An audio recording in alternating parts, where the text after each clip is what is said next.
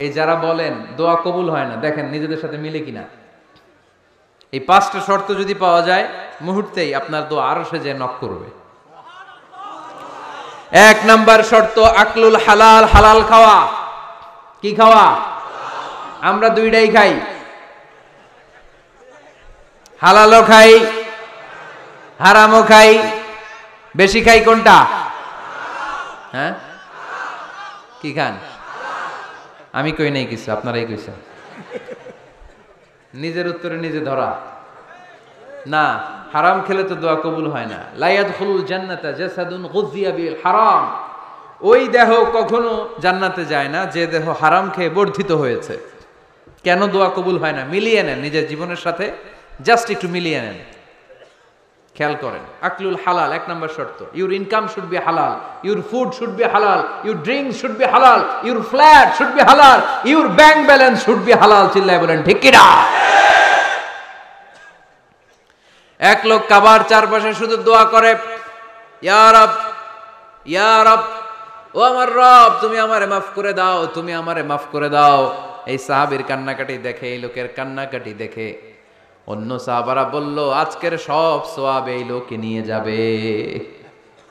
সব সওয়াব তো আজকে উনার। এর দোয়া কবুল। আল্লাহর হাবিব বললেন, ওয়া মাতআমুহু হারাম, ও যা খায় হারাম খায়। ওয়া মাশরাবুহু হারাম, যা পান করে হারাম। মালবাসুহু হারাম, তার ড্রেস আপ এটা হারাম টাকা থেকে আসে। ফা আন্না ইউস্তাজাবু লাহু, কেমন করে আল্লাহ ওর দোয়া কবুল করবে? আল্লাহ ঠেকা পড়ছে নাকি? ইন্নাল্লাহা তাইয়্যিব লা ইয়াকবালু ইল্লা তাইয়্যিবা। আল্লাহ নিজে পবিত্র, আল্লাহ পবিত্র ছাড়া কোনো অপবিত্র জিনিস গ্রহণ করেন না।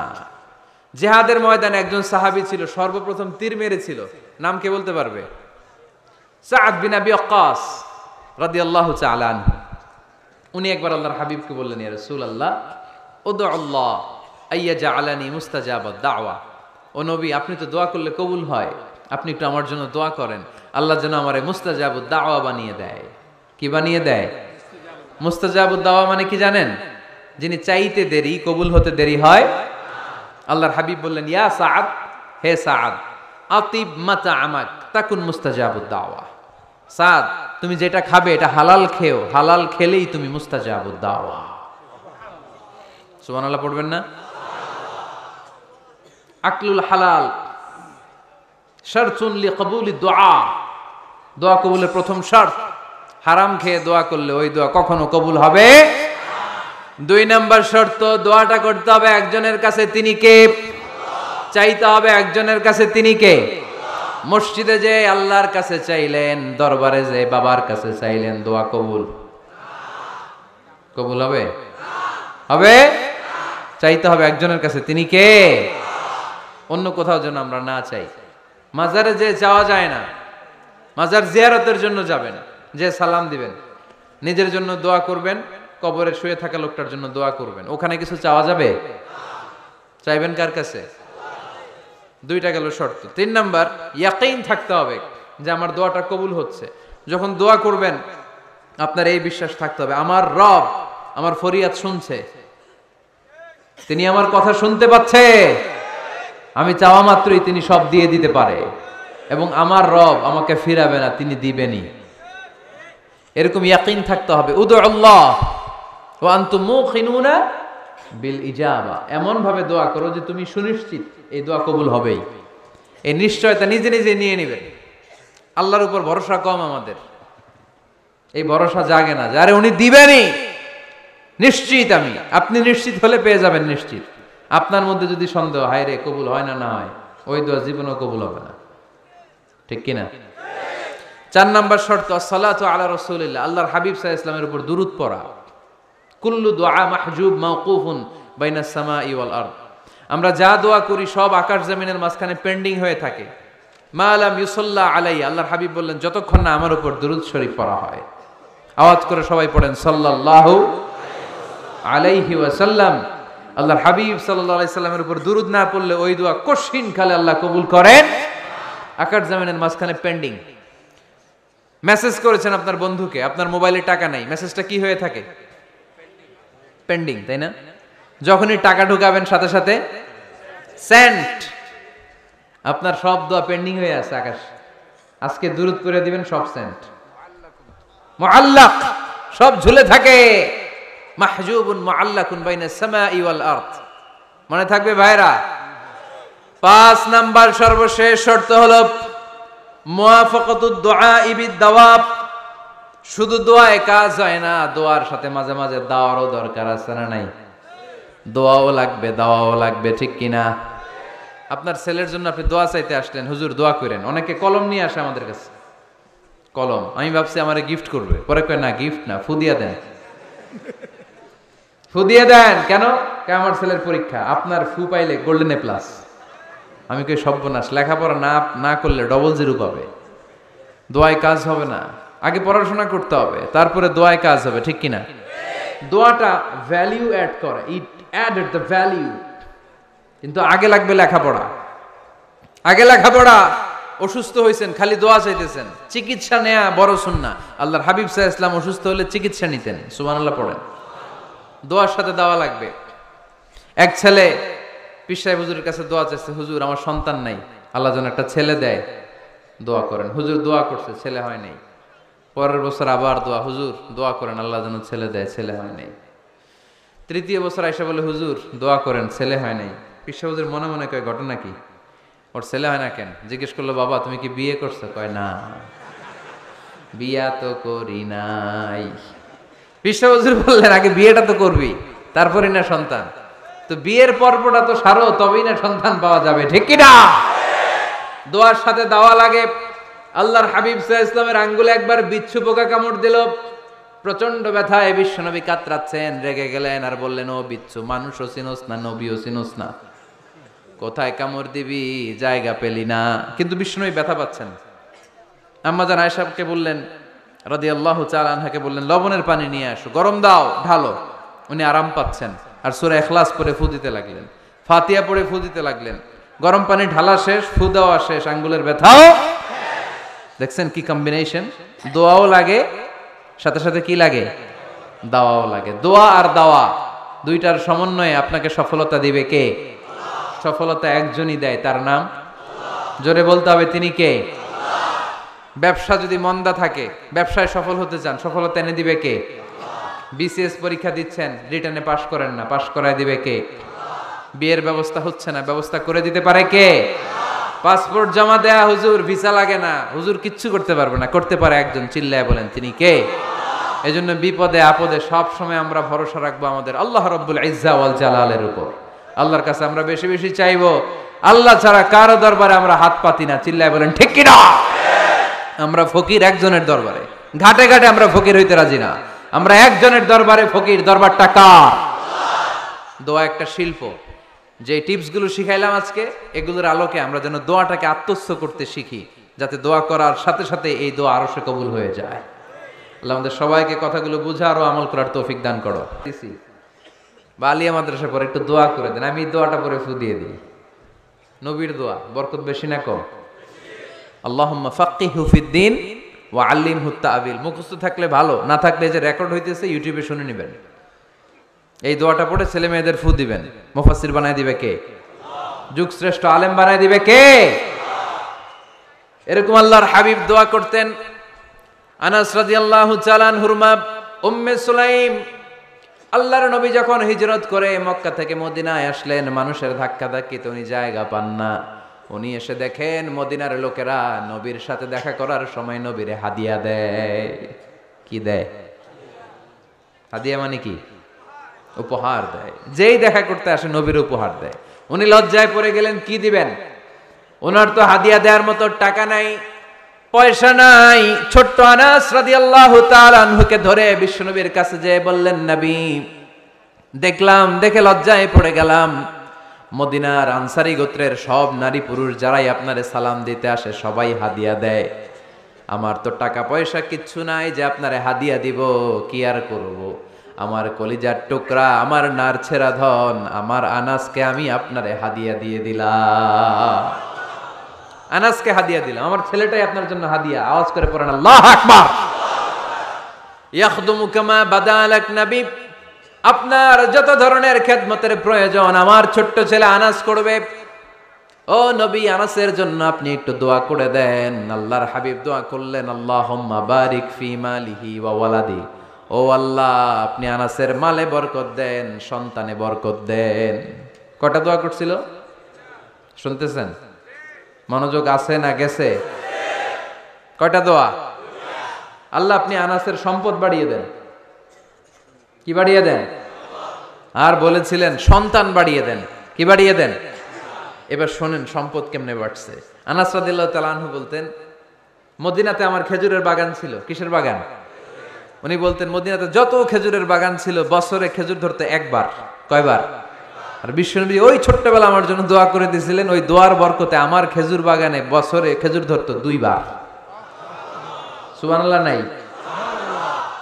আর ওনার 80টা ছেলে ছিল, 80টা। কন্যা সন্তান ছিল 2টা। মোট কয়জন? আমনের আছে কয়জন? হ্যাঁ, ছেলে হোক মেয়ে হোক 2টা হইলে চলে, একটা হইলে আরো ভালো। এগুলা না, 10 জন সন্তান আছে এরকম আছেন নাকি কোনো বাবা? আছে? কই? আন্দাজে মান্দাজে জানে না কয় আছে। কই আছে? উল্টা পাল্টা কমিয়া রোহিঙ্গা ক্যাম্পে। মাশাআল্লাহ, এগুলো নিয়ে ঠাট্টা করো না। আল্লাহর হাবিব এই রোহিঙ্গা ভাইদেরকে নিয়ে কিয়ামতের দিন দাঁড়াবে। ফাইন্নী মুকাসিরুন বিকুম আল উমাম তাজাওয়াজুল ওয়াদুদ আল ওয়ালুদ। প্রেমময়ী চেহারা দেখে ওই নারীদেরকে বিয়ে করো, আর সন্তান বেশি জন্ম দিতে পারে এরকম নারীকে বিয়ে করো, কেননা তোমাদের সংখ্যার আধিক্য নিয়ে কিয়ামতের দিন আমি নবী গর্ব করব। আমি নবী বলবো আমার উম্মতের সংখ্যার ধারে কাছেও কোন নবীর উম্মত নাই। চিল্লায় পড়েন সুবহানাল্লাহ। নবীর দোয়ার বরকত। আল্লাহুম্মা বারিক ফি মালিহি ওয়া ওয়ালাদিহি। আল্লাহ মালে বরকত দেন, আনাসের সন্তানে বরকত দেন। সব খেজুর বাগানে খেজুর ধরে একবার, ওনার খেজুর বাগানে কয়বার? ওনার মোট সন্তান 82 জন। কয়জন? 82। 80 জন ছেলে, 2 জন মেয়ে। এটা হলো নবীর বরকত। নবী দোয়া করলেই কবুল। সুবহানাল্লাহ পড়েন। মক্কার দাওয়াতি জীবনের শুরুর দিকে আল্লাহর হাবিবের খুব কষ্ট হচ্ছিল। অল্প কয়েকজন হাতে গোনা ওনার ফলোয়ার তাহাজ্জুদের নামাজে কেঁদে কেঁদে আল্লাহর একটা দোয়া করে ফেললেন। আল্লাহুম্মা আইজ্জাল ইসলাম বিআহাব্বির রাজুলাইনি ইনদাক বিউমর ইবনে আল খাত্তাব আও আবি জাহাল ইবনে হিশাম। আল্লাহ, মক্কার দুজনের একজন যেন কালিমা পড়ে মুসলমান হয়। হয় খাত্তাবের বেটা ওমর, নয় হিশামের বেটা আবু জাহাল। ওমরে ফারুকের জন্য দোয়া কবুল করলো কে? বিষ্ণু ইসলাম আরকাম ইবনে দারিল আরকামে বসে দাওয়াত দিচ্ছেন। হঠাৎ সাইয়েদনা ওমরে ফারুক তলোয়ার নিয়ে ছুটে আসলেন আল্লাহ রাসূল সাল্লাল্লাহু আলাইহি ওয়াসাল্লামকে হত্যা করবেন বলে। সাহাবারা এসে তথ্য দিলেন, ইয়া রাসূলুল্লাহ আপনি ছোটেন, দৌড়ান, পালিয়ে যান। ওমর আল খাত্তাব আসতেছে আপনাকে হত্যা করবার জন্য। আল্লাহর হাবিব বললেন, না, তোমরা ভুল বুঝছো, তোমরা সরে যাও, দরজা খুলে দাও। আমার মনে হচ্ছে ওই যে রাতে আমি তাহাজ্জুদের সালাত শেষে দোয়া করেছি, আজ বোধহয় ওই দোয়া কবুল হতে শুরু করেছে। সাইয়েদনা ওমর ফারুক আসলেন, এসে তলোয়ার রেখে দিলেন, আঙ্গুল তুলে বলতে শুরু করলেন, আশহাদু আল্লা ইলাহা ইল্লাল্লাহ ওয়াহদাহু লা শারীকা লাহ ওয়া আশহাদু আন্না মুহাম্মাদান আবদুহু ওয়া রাসূলুহু। সুবহানাল্লাহ পড়েন। কালিমা পড়ে মুসলমান হয়ে গেলেন। আল্লাহর হাবিবকে বললেন, ইয়া রাসূলুল্লাহ আপনি যে লুকায় লুকায় ঘরে দাওয়াত দেন, কারণ কি? বাইরে চলেন। আল্লাহর হাবিব বললেন, না, এটা মাক্কি জীবন, এখানে গোপনে দাওয়াত দিতে হবে। আল্লাহ রাসূল সাল্লাল্লাহু আলাইহি ওয়াসাল্লামের কথা বলার পর ওমর ফারুক বললেন, তাহলে আলাইসাল কোরআনু কিতাবুন হক, এই যে কোরআনের কথা আপনি শোনাচ্ছেন এটা কি সত্য কিতাব নয়? এটা কি সত্য কিতাব না? আলাইসাল ইসলামু দীনুন হক, আমাদের ইসলাম কি সত্য ধর্ম নয়? আলাইসাল্লাহু রব্বুন হক, আমাদের আল্লাহ কি সত্য রব নয়? আল্লাহর হাবিব বললেন, সত্য। তো সব যদি সত্য হয়, ফাফিমাল ইখতিফা, তাহলে লুকিয়ে লুকিয়ে কেন, ঘরে বসে কেন? আমরাই যদি হকের পথে থাকি, আমরা বের হচ্ছি না কেন? আমি একটা মিছিল দিব। আল্লাহর হাবিব বললেন, যাও, আস্তে ধীরে মিছিল দাও। 12 জনকে নিয়ে উনি আল্লাহর নামের তাকবীর জুড়ে দিলেন। আল্লাহু আকবার, আল্লাহু আকবার, আল্লাহু আকবার। মক্কার জমিনে তাকবীর শুনে কাফির মুশরিকরা অবাক, দৌড়ে আসছে, কিরে কার এত বড় সাহস? আমাদের নির্বাচনী এলাকায় আল্লাহর নামে তাকবীর দেয়। এসেই দেখে মিছিলের সামনে ওমর। মিছিলের সামনে কে? ওমরে ফারুককে দেখে আবু জাহেল দিছে এক দৌড়, উতবা দিছে আরেক দৌড়, সাইবা দিছে আরেক দৌড়। ময়দান ফাঁকা, খালি মাঠে সাইয়েদনা ওমরে ফারুক সবাইকে নিয়ে তাকবীর দিতে দিতে কাবার গিলাফ ধরে মিছিল আর স্লোগান শেষ করলেন। চিল্লায় পড়েন সুবহানাল্লাহ। তার মানে নবীর দোয়ার বরকত আছে না নাই? এজন্য যেই কোনো বিপদে কোন পরিস্থিতিতে কোন দোয়া পড়বেন, আল্লাহর কিতাবের ভেতরে এই দোয়াগুলো উল্লেখ করেছে কে? আমরা এই দোয়াগুলো বেশি বেশি পড়ব। কোরআনের দোয়ার মতো কম্প্রিহেন্সিভ দোয়া হয় না। আপনি বাংলায় 1000টা বাক্য বলে যেটা বুঝাতে না পারবেন, কোরআনের আয়াত একটা বললে ওটা কভার হয়ে যায়, ঠিক কি না?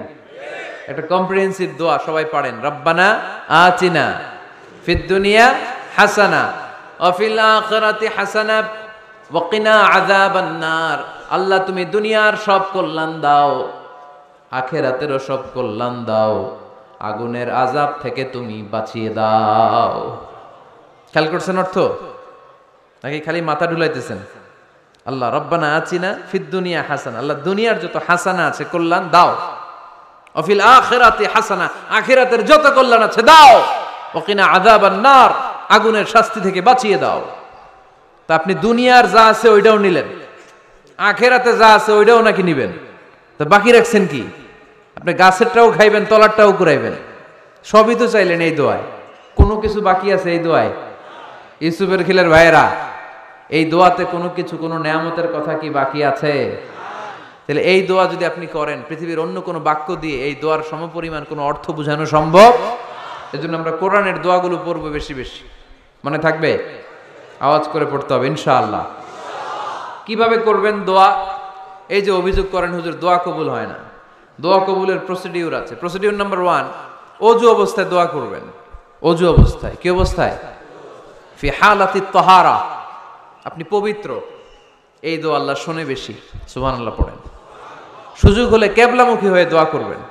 কি মুখী? মুতাওয়াজ্জিহান ইলাল কাবা। নামাজে এটা ফরজ, দোয়াতে ফরজ না। অন্যমুখী হয়েও করলেও কবুল হয়, কিন্তু কিবলামুখী হয়ে দোয়া করলে এই দোয়া কবুল হওয়ার সম্ভাবনা বেশি না কম? দোয়ার আগে 3 বার ইস্তেগফার পড়ে নেন। পড়েন আস্তাগফিরুল্লাহ, আস্তাগফিরুল্লাহ, আস্তাগফিরুল্লাহ। যদি সুযোগ হয় দোয়াতে হাত তোলেন। কি তুলবেন? দোয়ায় হাত তোলা সুন্নাহ। আল্লাহর হাবিব বলতেন, ইযা সাআলতুমুল্লাহ ফাসআলুহু বিবুতুনি আকুফিকুম। যখন আল্লাহর কাছে চাইবে, হাতের তালু দুইটা এইভাবে উঁচু করে চাইবে। রাজি আছেন তো? সব জায়গায় না, আবার যেখানে আল্লাহর হাবিব হাত তুলেছেন ওইখানে হাত তোলা সুন্নাহ। টয়লেটে ঢোকার সময় যদি দোয়া পড়া শুরু করেন, আল্লাহুম্মা ইন্নী আউযু বিকা মিনাল খুবুসি ওয়াল খাবাইস, আল্লাহ যত শয়তান ভূত পেতনি আছে পানাহ চাই। ওইখানে কি আমরা হাত তুলি এরকম? ওইটাও তো দোয়া। কথা বলেন। তাহলে সব জায়গায় না, যেখানে আল্লাহর হাবিব হাত তুলতেন ওইখানে হাত তোলা সুন্নাহ। হাত তুলবেন, হাত তুললে আল্লাহ খুশি হয়। আমরা তো এতটুকু তুলি, আল্লাহর হাবিব সাল্লাল্লাহু আলাইহি ওয়াসাল্লাম মাঝে মাঝে আবেগে হাত তুলতে তুলতে এরকম করতে করতে করতে এইভাবে তুলতেন। সুবহানাল্লাহ পড়েন। আরাফার ময়দানে এইভাবে হাত তুলেছেন। বৃষ্টির জন্য যখন দোয়া চাইতেন এরকম হাত তুলতে তুলতে এইভাবে তুলে ফেলতেন। মুহাম্মদ নবীনা